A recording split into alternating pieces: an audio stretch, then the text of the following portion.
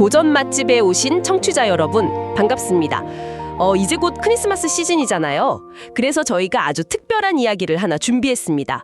바로 1902년에 출간된 엘 프랭크 바움의 소설 산타클로스의 모험입니다. 그런데 이 작가 이름 뭔가 좀 익숙하지 않으세요? 네, 아마 많은 분들이 하실 거예요. 그렇죠. 바로 그 유명한 오즈의 마법사를 쓴 작가입니다. 맞아요.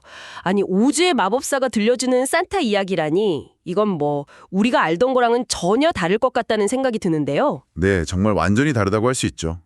작가 엘 프랭크 바움은 대체 왜 산타클로스 이야기를 쓴 걸까요? 그것도 오즈의 마법사처럼 아주 환상적인 세계를 배경으로 말이에요. 그게 바로 이 작품의 핵심인데요. 바움은 기존의 종교적인 색채를 싹 빼고 싶었던 거예요. 완전히 새로운 판타지 신화로서 산타클로스의 기원을 만들고 싶었던 거죠. 아, 신화를 새로 쓴다. 네. 그래서 버지의 숲이라는 아주 신비로운 공간을 창조해내요. 이곳은 뭐 요정, 님프, 누크 같은 상상 속 존재들이 사는 곳인데요. 네네. 정말 흥미로운 건 이 숲이 나중에 밝혀지길 바로 오지의 땅에 있는 모든 마법의 근원지이기도 하다는 거예요. 와, 잠깐만요. 그럼 오즈의 마법사랑 세계관을 공유하는 거군요. 정확합니다. 세상에 정말 흥미로운데요.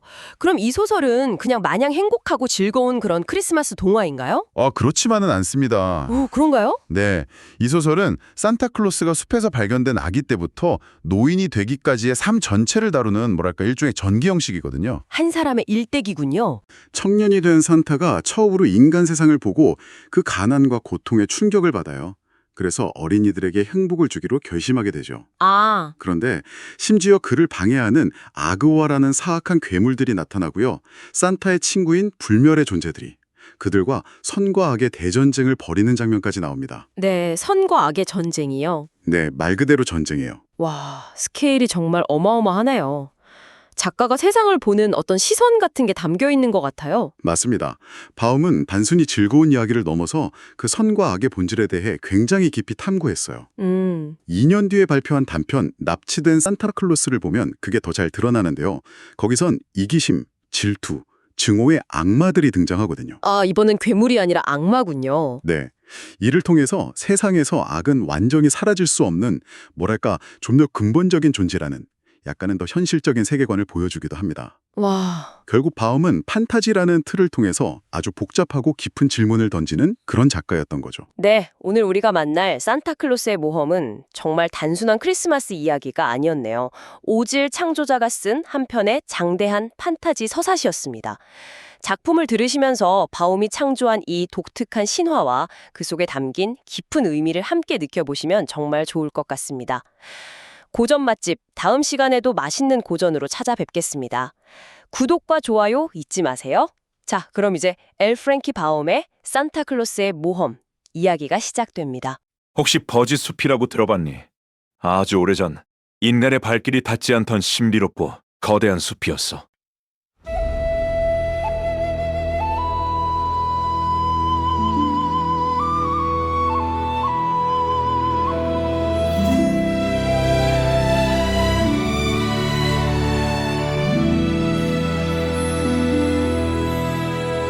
버지숲 그 깊은 안개 속에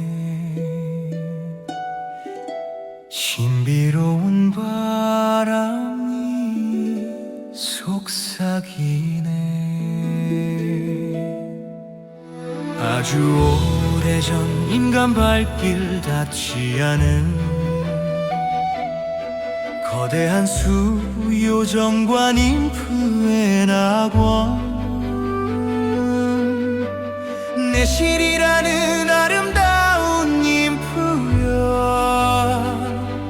지루한 나날 속에 꿈을 키우네. 알꽃 피우고 누크 동물돌 보고 님프들의 노래가 숲을 채우네.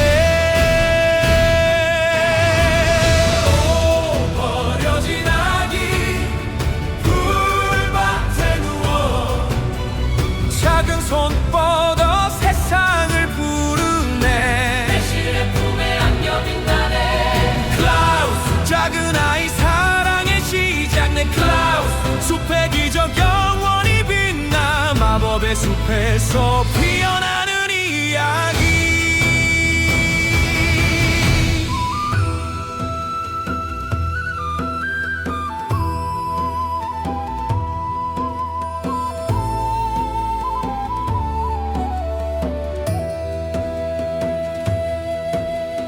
아크마스터가 들려준 슬픈 이야기, 인간 세상의 고통, 아이들의 눈물, 숲가장자리 사자 시그라의 그림자. 하지만 네 실은 용기 내어 달려가. 꼬물거리는 손에 마음 사로잡혀 세상에 이렇게 사랑스러운 존재. 아크의 법칙 숲에 낯선 자금지. 하지만 내 실의 절박한 부탁에 주얼린 여왕의 웃음소리 울려. 내 클라우스 이름으로 새 생명 부여. 님프들의 사랑 꽃과 동물 친구들 무럭무럭 자라는 청년 클라우스여. 오 버려진 아기 풀밭에 누워 작은 손 뻗어 세상을 부르네. 이 실의 품에 안겨 빛나네. 클라우스 작은 아이 사랑의 시작. 니 클라우스 숲의 기적 영원히 빛나 마법의 숲에서 피어나는 이야기. 시간 흘러 몸의 문 열리네. 클라우스의 삶 영원한 겨울의 시작.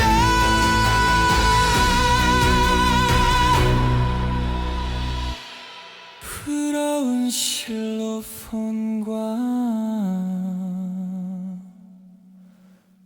얌겨울의 시작.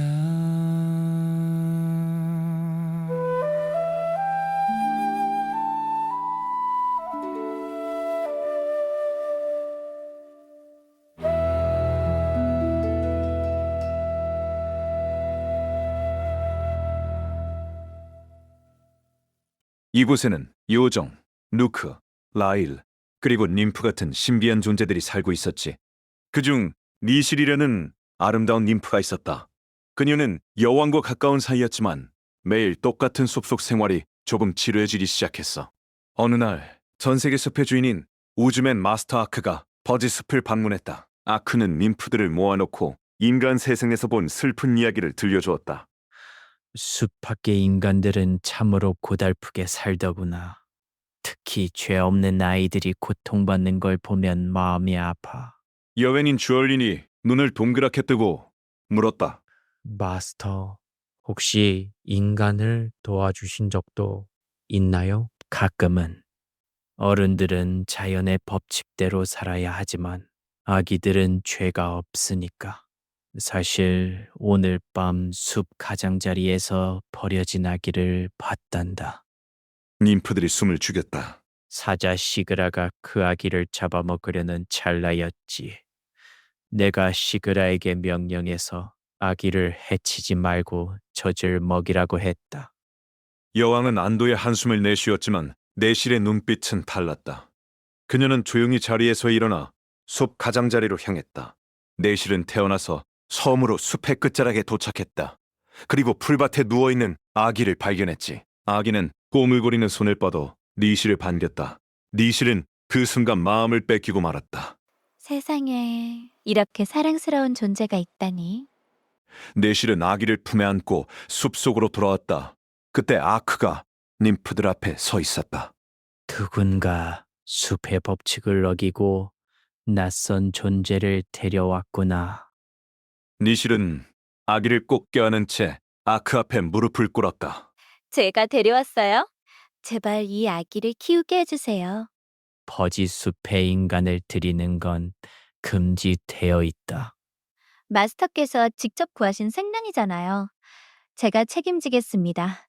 제발 허락해주세요. 주얼린 여왕이 손뼉을 치며 웃었다.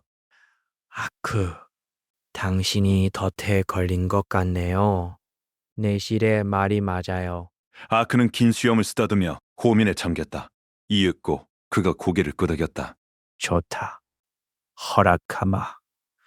하지만 이번이 처음이자 마지막이다. 이 아이의 이름은 무엇으로 하겠느냐? 클라우스라고 부르겠어요. 작은 아이라는 뜻이죠. 네클라우스가 좋겠구나. 내실의 작은 아이라는 뜻으로 말이야. 그렇게 클라우스는 님프들의 사랑을 듬뿍 받으며 무럭무럭 자라났다. 클라우스는 숲속 친구들과도 금방 친해졌다. 꽃을 돌보는 라일, 동물을 관리하는 누크, 그리고 요정들까지 모두 클라우스를 좋아했지. 시간이 흘러 클라우스는 듬직한 청년이 되었다. 어느 날 긴 여행을 마치고 돌아온 아크가 클라우스를 불렀다. 클라우스, 이제 나와 함께 세상 구경을 떠날 때가 되었다. 내실에게 작별 인사를 하거라. 니실은 눈물을 흘리며 클라우스를 안아주었다. 그것이 긴 이별의 시작인 줄은 꿈에도 모른 채 말이다. 아크와 클라우스는 마법의 힘으로 하늘을 날아 인간 세상을 돌아다녔다. 클라우스는 처음 보는 광경에 입을 다물지 못했다. 저와 똑같이 생긴 사람들이 이렇게나 많다니, 그런데 왜 다들 표정이 어둡죠? 인간의 삶은 고단하단다. 부자든 가난한 자든 각자의 고민이 있지. 클라우스는 추위에 떨고 배고파하는 아이들을 보며 가슴이 찢어지는 것 같았다. 저는 숲에서 행복하게 자랐는데 저 아이들은 왜 저렇게 고통받아야 하나요? 그것이 인간의 운명이다. 하지만 누군가는 세상을 더 좋게 만들 수도 있지. 여행을 마치고 숲으로 돌아온 클라우스의 표정은 예전과 달랐다. 그는 결심을 굳힌 듯 아크와 님프들 앞에 섰다. 저는 떠나겠습니다. 인간 세상으로 가서 아이들을 행복하게 해주고 싶어요. 클라우스, 어머님, 니실이 저를 거두어 주신 것처럼 저도 버림받고 힘든 아이들을 돌보겠습니다. 훌륭한 생각이다. 네가 비록 숲을 떠나지만 우리 숲의 친구들이 언제나 너를 도울 것이다. 라일, 누크, 요정들이 모두 한 목소리로 외쳤다. 우리가 도울게. 클라우스는 친구들의 응원을 뒤로하고 웃음의 계곡이라 불리는 곳으로 향했다. 그곳은 꽃들이 만발하고 시냇물이 졸졸 흐르는 아름다운 곳이었다. 클라우스는 이곳에 집을 짓기로 했다. 밤이 되자 누크들이 몰래 나타나 뚝딱뚝딱 통나무집을 지어주었다. 이런 멋진 집이라니 누크 친구들에게 정말 고마운걸? 클라우스는 농사를 지으려 했지만 꽃을 다치게 할까봐 걱정했다. 그때 꽃의 요정 라일들이 나타났다. 걱정 마, 클라우스. 먹을 건 우리가 챙겨줄게. 넌 아이들을 위한 일을 해. 그렇게 클라우스는 요정들의 도움으로 먹을거리 걱정 없이 지낼 수 있었다. 겨울이 찾아오고 눈이 내렸다. 클라우스는 집안에서 할 일이 없어 심심해졌다. 그는 무심코 나무 토막을 깎기 시작했다. 쓱쓱 깎다 보니 어느새 고양이 모양이 되었다. 오, 이거 꽤 진짜 같은데? 볼링킥! 네 친구야! 진짜 고양이 블링키는 나무 고양이를 보며 콧방귀를 뀌었다. 그날 밤 클라우스는 논보라 속에서 길을 잃은 위쿤이라는 아이를 구해냈다. 위쿤은 클라우스가 만든 나무 고양이를 보고 눈을 반짝였다. 우와, 진짜 고양이 같아요. 저 이거 가져도 돼요? 물론이지. 네가 좋아하니 나도 기쁘구나. 다음 날 위쿤을 집에 데려다준 클라우스는 깨달았다. 아이들이 장난감을 좋아한다는 사실을 말이다. 더 많은 고양이를 만들어야겠어. 클라우스가 나무를 깎고 있자 라일들이 알록달록한 천연 물감을 들고 찾아왔다. 우리가 색칠을 도와줄게. 꽃물로 칠하면 훨씬 예쁠 거야. 라일들의 도움으로 나무 고양이는 진짜처럼 생생한 색을 갖게 되었다. 어느 날 늙은 사자 시그라가 눈보라를 뚫고 클라우스를 찾아왔다. 고양이 같은 하찮은 것만 만들다니. 동물의 왕인 나를 만들어 보는 건 어때? 그럼 아이들이 더 좋아할걸. 그거 좋은 생각인데 클라우스는 시그레를 모델로 아주 사납고 무시무시한 사자 인형을 만들었다. 이빨까지 아주 정교했지. 아주 훌륭해. 딱 나처럼 생겼군.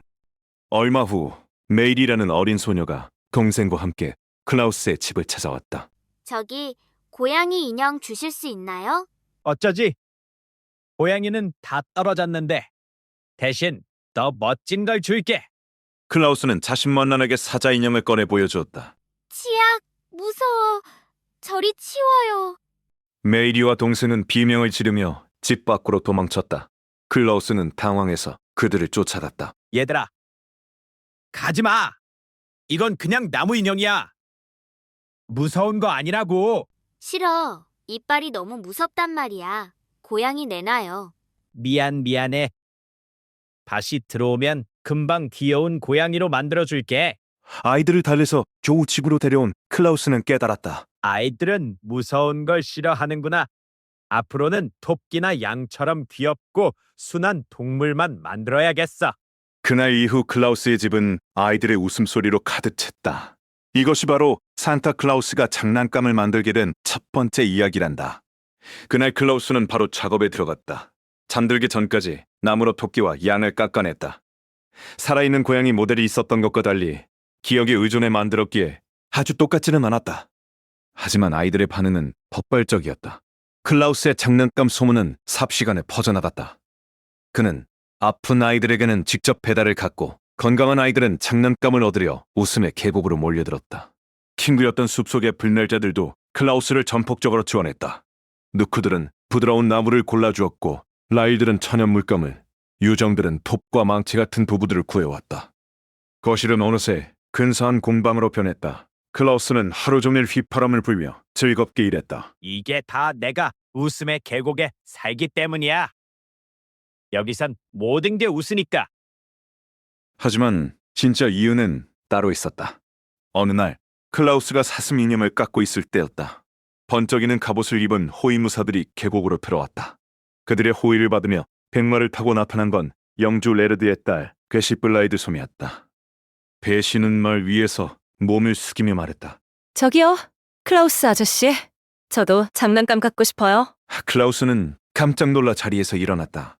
그는 난처한 표정을 지었다. 넌 부잣집 딸이라서 원하는 건 다 가졌잖니. 장난감만 빼고요. 세상에 장난감은 아저씨밖에 안 만들잖아요. 난 가난한 아이들을 위해 만드는 거란다. 걔들은 놀 게 아무것도 없거든. 가난한 애들이 부자애들보다 장난감을 더 좋아하나요? 그건 아니겠지. 아빠가 영주라고 제가 벌을 받아야 해요? 다른 애들이 가난하다고 전 장난감을 못 갖는 건 너무 불공평해요. 하지만 넌 비싼 말도 있고 하인들도 있고 돈으로 살 수 있는 건 다 있잖니. 그래도 장난감이 갖고 싶다고요. 안 주면 평생 불행할 거예요. 배시라 눈물을 흘리자 클라우스의 마음이 흔들렸다. 그는 모든 아이를 행복하게 해주고 싶었다. 알겠다 얘야.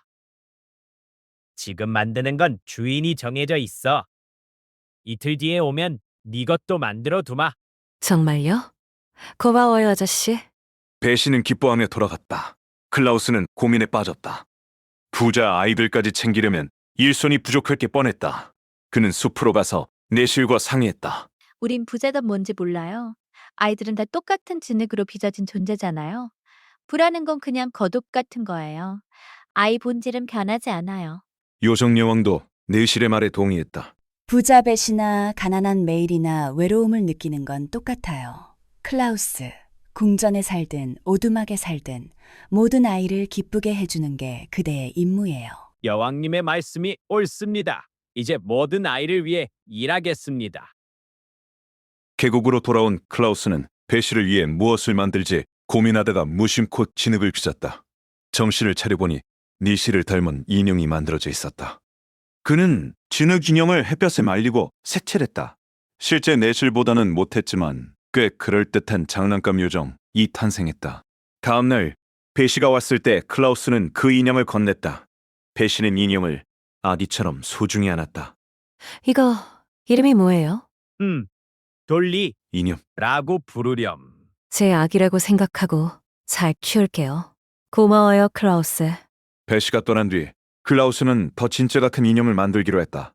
이번엔 요정들의 도움을 받아 비단옷까지 입힌 최고급 인형을 만들었다. 그때 가난한 아이 메이리가 울면서 들어왔다. 으앙, 내 고양이가 꼬리가 부러지고 귀도 떨어졌어. 다 망가졌어. 하! 울지 마라 메일이. 고양이 대신 이 새 인형은 어때? 비단옷을 입은 인형을 본 메이리의 눈이 휘둥그레졌다. 우와, 이 예쁜 언니를 저한테 주신다고요? 고양이보다 훨씬 좋아요. 그렇게 클라우스는 아이들에게 행복을 전파했다. 하지만 이를 못마땅하게 여기는 존재들이 있었다. 바로 악의 무리 아그와들이었다. 아그와들은 아이들을 타락시켜 싸우게 하고 나쁜 짓을 하게 만드는 걸 즐기는 괴물들이었다. 그런데 클라우스 덕분에 아이들이 착해지자 위기감을 느꼈다. 클라우스란 놈 때문에 요즘 애들이 말을 너무 잘 들어. 배씨가 짜증도 안 내고 위커는 목욕도 얌전히 한다고. 이놈을 없애버려야 해. 그날 밤 아그와들은 잠든 클라우스를 납치해 머나먼 에톱의 숲에 버려두었다. 거대 벤과 표범이 우글거리는 위험한 곳이었다. 숲의 누크들이여, 나에게 오라. 클라우스가 누크들의 비밀 신호를 보내자 맹수들이 물러가고 험상범은 누크들이 나타났다. 우리 신호를 아는 자는 도울 수밖에 없지. 눈을 감아라. 집으로 보내주마. 눈을 떠보니 다시 웃음의 계곡이었다. 주얼린 여왕과 불멸자들은 분노하며 클라우스의 집 전체에 보호 결계를 쳤다. 아구아들은 포기하지 않았다. 클라우스가 집 밖으로 나올 때를 노려 다시 납치해 동굴에 가두었다. 하지만 이번에도 요정들이 그를 구해냈다. 그러자 아구아들은 전략을 바꿨다. 클라우스가 배달을 나갈 때마다 장난감을 뺏어버리고 아이들이 계곡으로 오는 길을 막아버린 것이다. 클라우스는 절망했다. 장난감은 쌓여가는데 아이들에게 줄 수가 없었다. 결국 그는 숲의 지배자 아크를 찾아가 하소연했다. 감히 내 친구를 건드려 아그와들에게 경고를 해야겠군. 아크는 아구아 왕을 찾아갔다. 하지만 아구아 왕은 거만하게 굴었다. 숲이나 지키시지 그래. 여긴 우리 구역이야. 3일 안에 클라우스를 죽여버리겠어. 전쟁이다. 좋다. 전쟁이다. 아크는 불멸자 회의를 소집했다. 누크, 라일, 요정, 딜프 모두가 악을 처단하기로 결의했다. 3일 후 아구아 왕은 불을 뿜는 용, 눈이 3개 달린 거인 검은 악마 등 온갖 괴물 군단을 이끌고 나타났다. 반면 아크의 군대는 작은 요정과 님프들이라 약해 보였다. 아구아 왕은 비웃으며 바위를 던졌다. 하지만 아크는 도끼로 바위를 쳐냈다. 전투가 시작되었다. 하지만 악은 선을 이길 수 없는 법. 아크의 도끼가 아그와 왕을 단숨에 베어버렸다. 누크들의 창은 거인들을 쓰러뜨렸고 요정들의 지팡이는 용의 불을 역류시켜 자멸하게 만들었다. 님프들의 회초리는 아구아들을 흙덩이로 변하게 했다. 전쟁은 불멸자들의 압승으로 끝났다. 악의 무리는 전멸했다.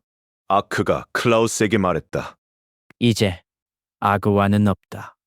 마음 놓고 장난감을 배달하러 가거라. 클라우스는 다시 신나게 장난감을 만들고 배달했다. 어느덧 겨울이 찾아와 눈이 깊게 쌓였다. 무거운 짐을 지고는 도저히 나갈 수 없는 날씨였다. 그때 사스민 플로시와 글로시가 눈 위를 가볍게 걸어왔다. 눈이 얼어서 단단해요. 썰매를 만들면 우리가 끌어줄게요.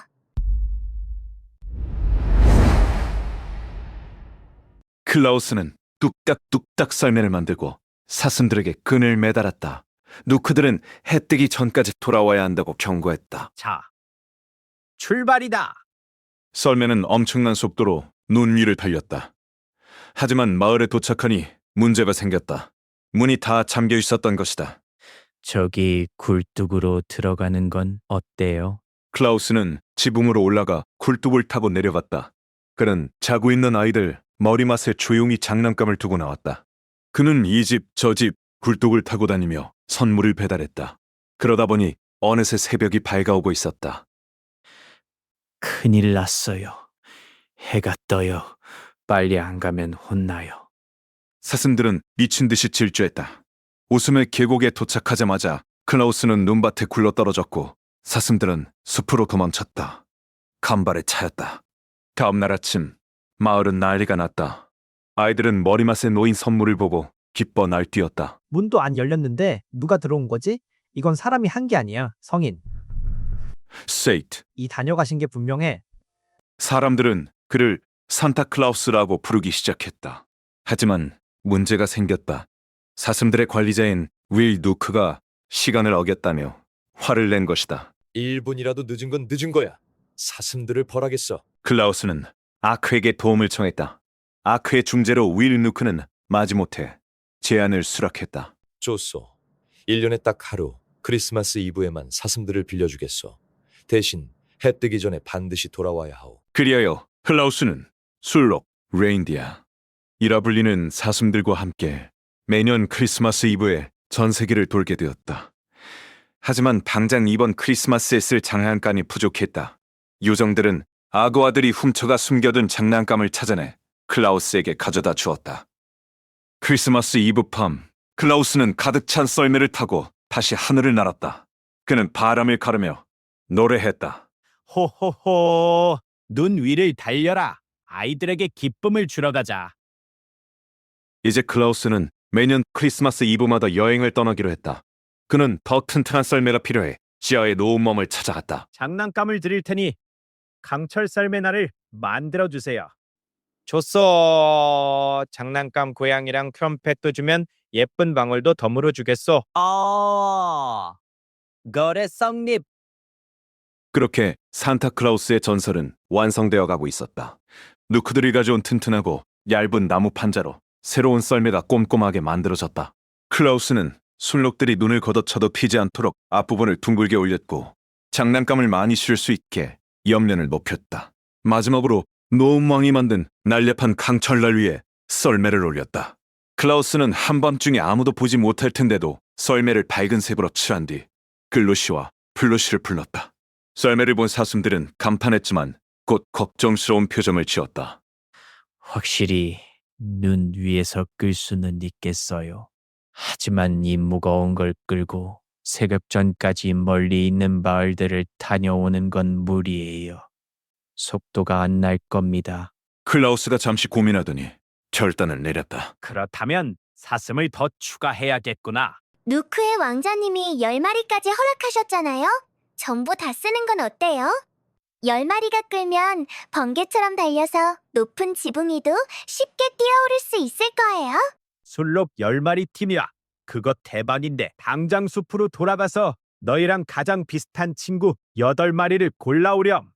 그리고 모두 힘이 세지는 카사식물과 발이 빨라지는 그라울 식물을 먹어야 한다. 오래 살 수 있는 마본 식물도 먹고 주얼린 여왕님이 말씀하신 나레스 연못에서 목욕도 하고 와. 그렇게만 하면 이번 크리스마스 이브에는 세상에서 가장 강력하고 멋진 10마리의 술록 팀이 탄생할 거야.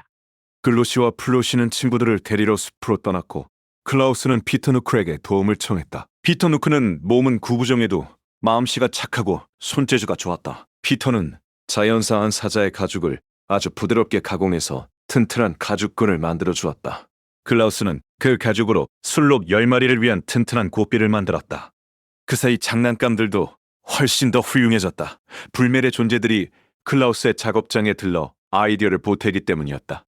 인형이 아빠, 엄마하고 소리를 내게 만들면 어때? 누크들은 양인형을 누르면 매 소리가 나게 만들자고 했다. 새 장난감에는 호루라기를 넣어 노래하게 하고 말 장난감에는 바퀴를 달아주세요. 라일 하나는 고개를 끄덕이는 당나귀를 제안했고 이건 아이들에게 인기 만점이었다. 다시 크리스마스 이브가 다가왔고 썰매에는 아이들을 위한 선물이 가득 실렸다. 해질 무렵 10마리의 순록이 나타났다. 새 친구들을 소개할게요.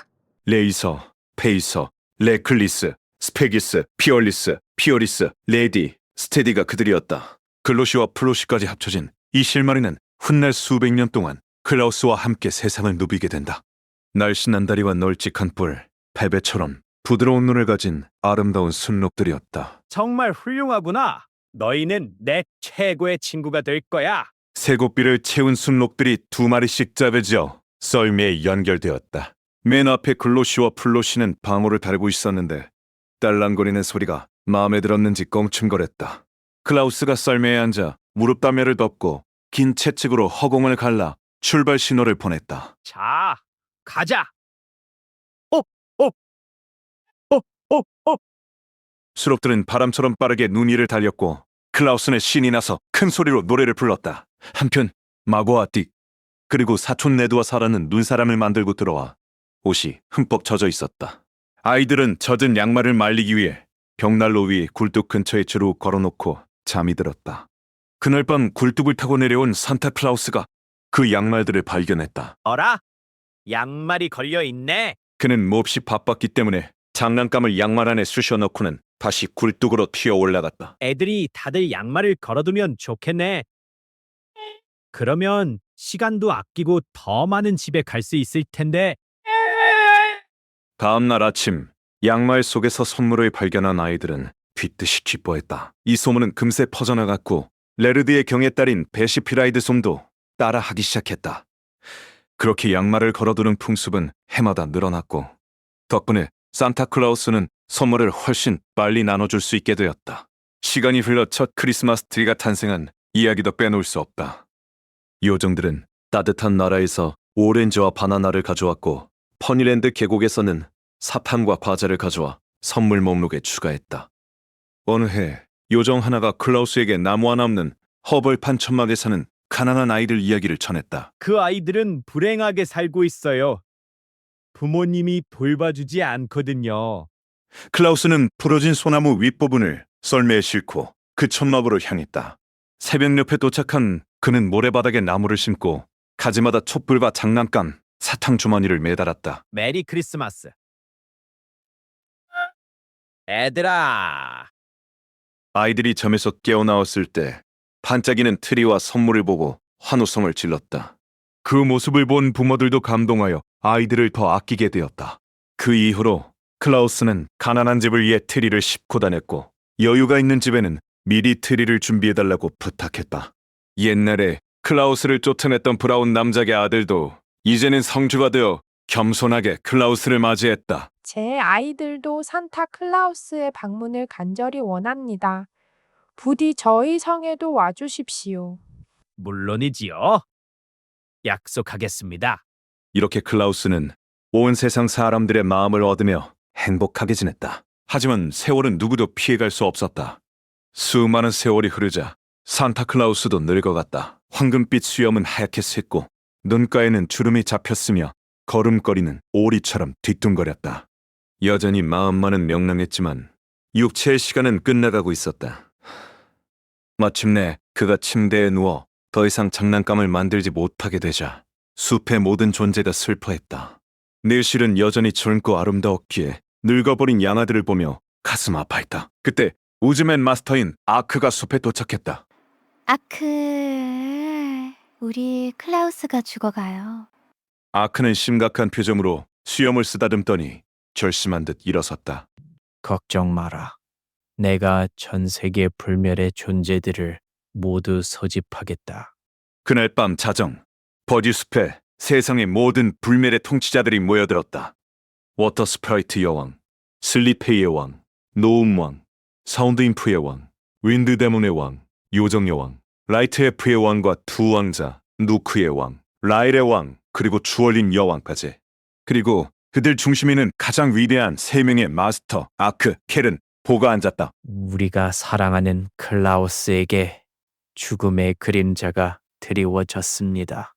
그는 평생 아이들을 위해 헌신했습니다. 그가 사라지면 세상의 아이들은 큰 슬픔에 잠길 것입니다. 그래서 원하는 게 무엇이오, 아크?